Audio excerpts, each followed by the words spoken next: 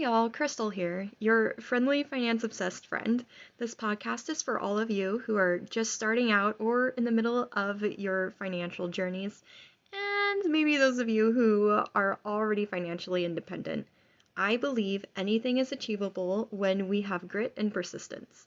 Before we get into it, our handy assistant has a disclosure to read. All of the MillennialFI content is intended for educational, informational, and entertainment purposes only and is not to be taken as legal, financial, investment, or tax advice of any kind. Please consult a licensed financial advisor, certified financial planner, certified public accountant, or tax attorney before undertaking any investment or tax strategies for your specific situation. You are responsible for all of your decisions.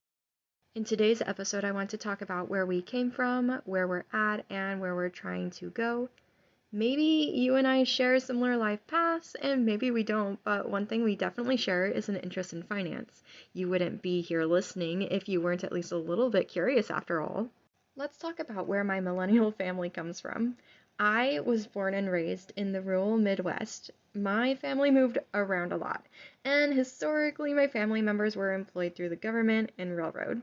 We occasionally lived in a town, but spent most of our time on a non-operating farm outside the emergency response zone, so you can imagine how fun that was. Financially, my family was well off, but the way my parents treated money meant we never really saw it or learned good habits.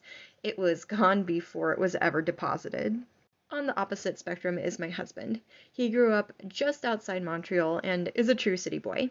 His family is blended and exists on a spectrum from pretty much near poverty to very secure, well-paid government work. Financially, his family didn't really instill financial practices for a sustainable future and spent their money much like my own family did. My husband and I met about, a little over a decade ago, and our financial life and overall well-being was restricted by visas. With him being from Canada, me being from the US, it gets a little bit complicated. The first year and a half we lived in extreme poverty, with no access to support or social services, thanks to our pending immigration applications. Much of our financial struggles during that time guide our choices and habits today. The last 10 years we spent digging ourselves out of a starvation and cyclical homelessness situation. Through perseverance, we put ourselves through university with minimal student loan debt. In the US, that is really hard to do. Bought our first house, and achieved a net worth of over $100,000, arguably one of the hardest financial milestones to hit. So where are we now? About 2 years ago, we decided the path we wanted to work towards and spend the next few decades of our life on. This year, we took some drastic measures to make it happen. We sold our first house and moved across the country to the East Coast, where we're temporarily renting for the next year while we consider our options.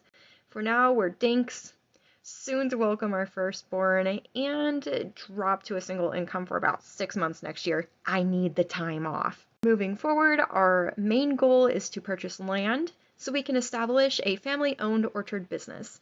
The business will be focused on permaculture and hard cider. Many different things to do and learn in such a business satisfies our hyper-focused tendencies, and if you know me, you know I hyper-focus. Our secondary goal is to reach FIRE or financial independence. Doesn't really matter since we're going to retire ourselves into a business anyway, which can happen concurrently with our orchard efforts.